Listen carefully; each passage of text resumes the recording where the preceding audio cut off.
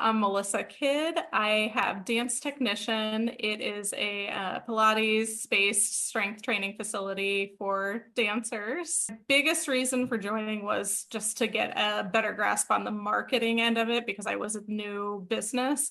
And I was doing a lot of the legwork myself. I was kind of working myself to death, and I wanted a more streamlined way of bringing new clients in without me having to just do the endless legwork I was doing. Before we got the ball rolling, were you making any money online, or is that at zero? If you were, how much money were you making? I was making zero online. Cool. So you making $0 online before joining. Yeah. What were some things that you, your family, maybe people around you, that you were unable to do that you wish you could at that point? I was just so strapped to my brick and mortar location that there was not a lot of time for travel or vacations or anything like that. I was just so tied here. Got it. So you really were looking for that travel, location, freedom. What were some doubts and fears you had on that very first call you and I had about joining me inside of my mastermind, Next Gen CEOs? What were your biggest fears and doubts? The money was my biggest fear. I mean, which is funny to say now, but I was so paranoid over that initial investment. I was just so worked up over that. That was like my biggest thing. But every day that I kind of got rolling with it, that was like kind of fell away. And that was not even really an issue beyond the very beginning. And most people are in that same scarcity mindset in the beginning because you're thinking of the current version of you. How much money do I have now?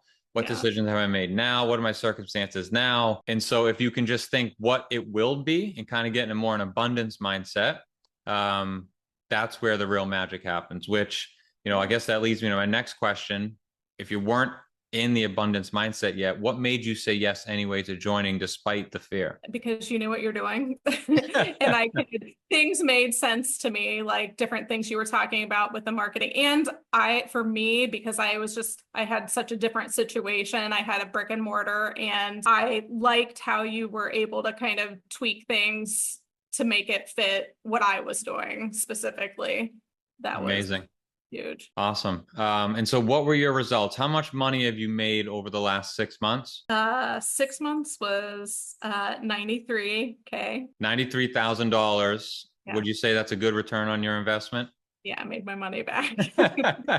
And how much have you made just in March alone? 21K. And I think you gave me Q1. So by the end of Q1, what was that total in revenue? 70K. Amazing. So 93K in 6 months, 21K last month in March, 70K in Q1. What would you say we implemented in your business that helped you get those results? Oh my gosh, like a whole different avenue of my business, the online, obviously, because I wasn't doing that before.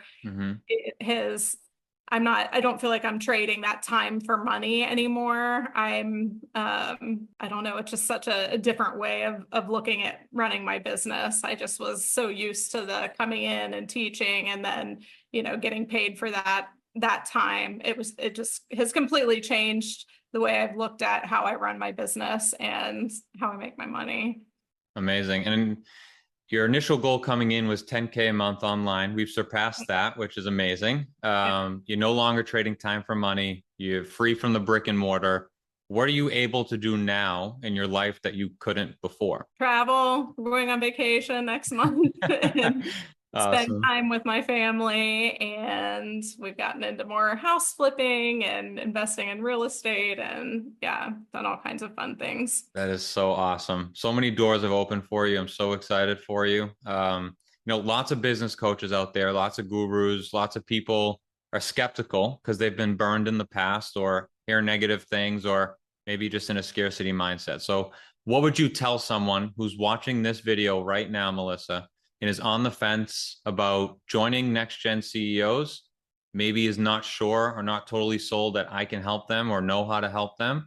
What would you say about that person who's on the fence listening to this? I mean, it's an investment like anything else, but again, you being able to tailor it to the things that the way I wanted to run my business was huge. I mean, the money, it's funny because the money, just now looking back, was obviously not even an issue, but that was the biggest thing for me. And I got not just the money back out of it, but I feel like knowledge that's kind of like taking me into this next season of my business, which is really cool. So that's, don't even really feel like you can put a price tag on that, because that's something I'll carry with me forever. I would say Amazing. do it. So the person on the fence listening to this right now wants to know, would you do this again? Yes. Yeah. Amazing.